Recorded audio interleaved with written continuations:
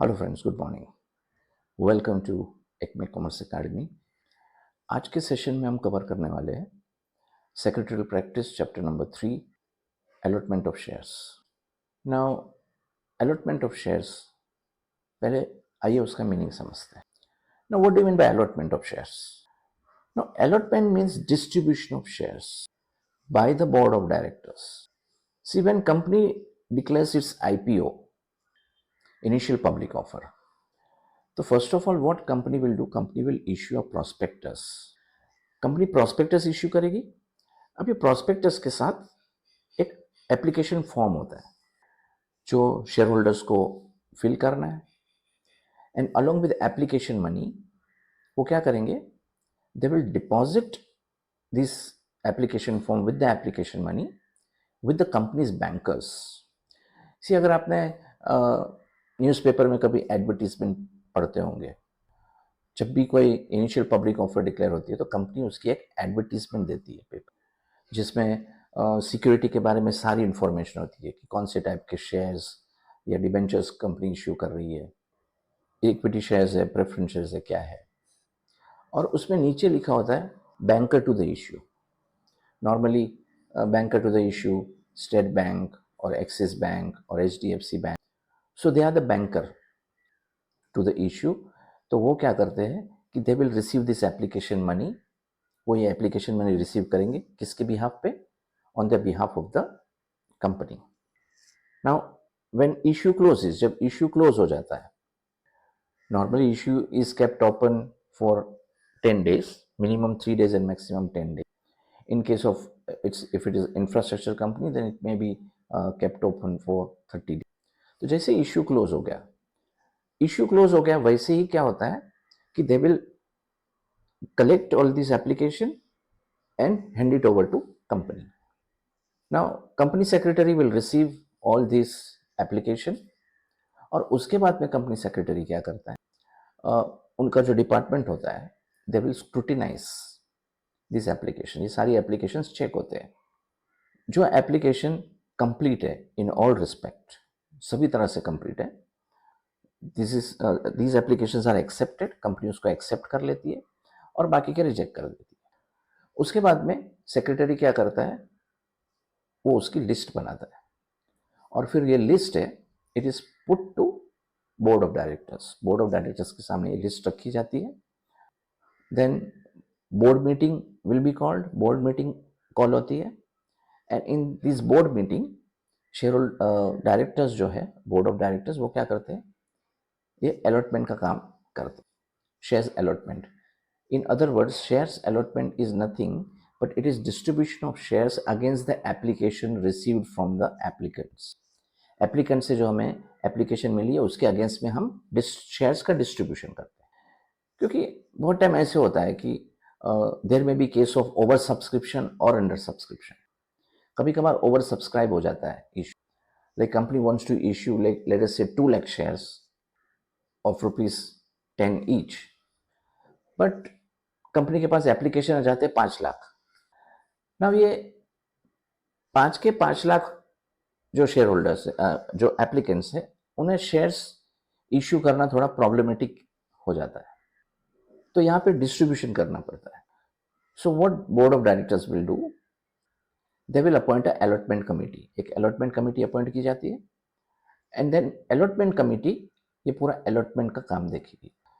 सो पहले वो allotment policy prepare करते हैं, and this report is given to board of directors, and accordingly board of directors इसको shares को allot करते हैं।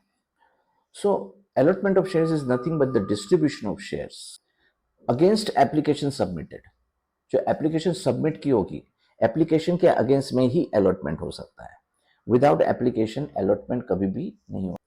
तो आइए देखते हैं allotment of shares। से पहले दिया meaning, when a company gives shares to an applicant based on the application submitted, it is called as allotment of shares. इसको क्या बोलते हैं? शेयर्स का अलॉटमेंट हुआ।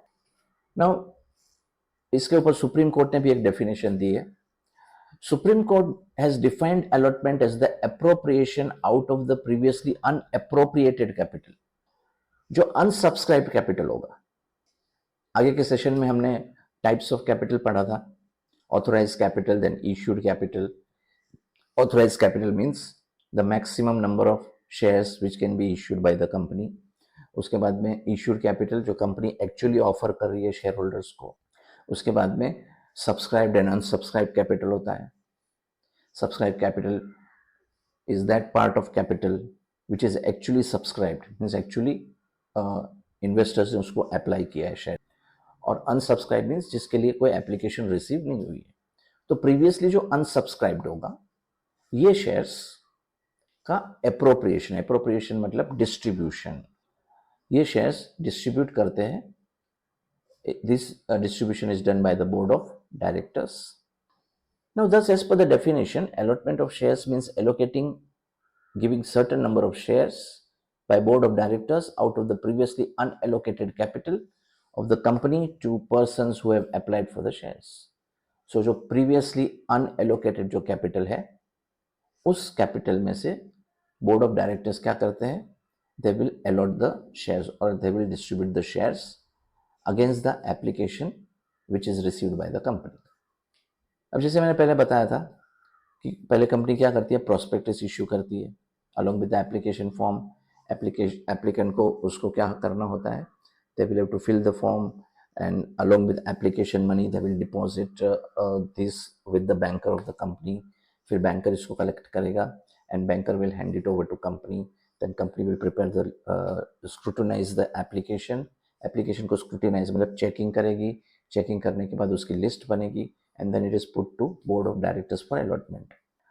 Now when board of directors जैसे मैंने बताया कि there may be case of under subscription. अगर अंडर सब्सक्रिप्शन है मतलब कि नंबर ऑफ एप्लीकेशन रिसीव्ड ये कम है और number of shares to be issued are more. यहाँ पे कोई प्रॉब्लम नहीं है. जिसने जो भी एप्लीकेंट ने जितने भी शेयर्स के लिए एप्लीकेशन दी होगी उनको इतने शेयर्स अलॉट हो जाएंगे. बट प्रॉब्लम कहाँ पे आती है, when there is over subscription. Number of shares कम इश्यू करने और नंबर ऑफ एप्लीकेशन ज़्यादा आई.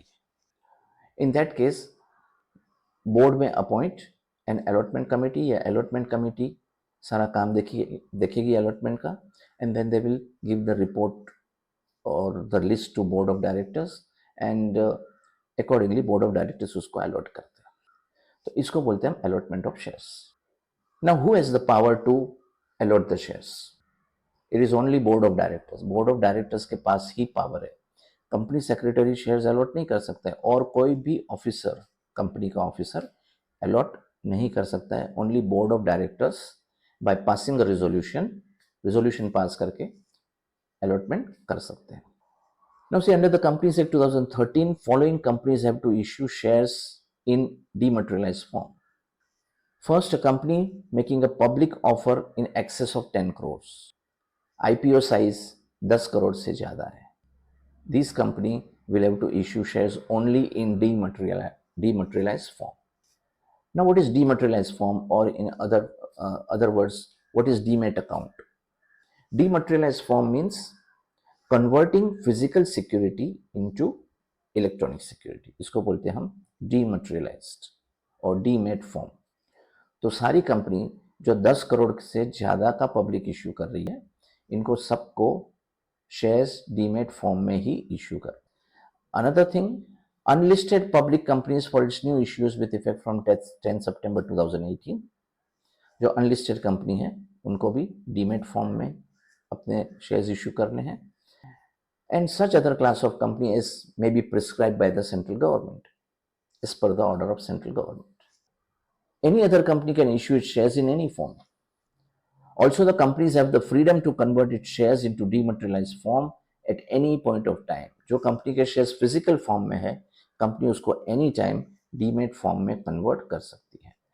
अभी अगर हम देखें तो at present almost all the companies they issue shares only in demat form. आपको डीमेट फॉर्म में ही शेयर्स मिलते हैं.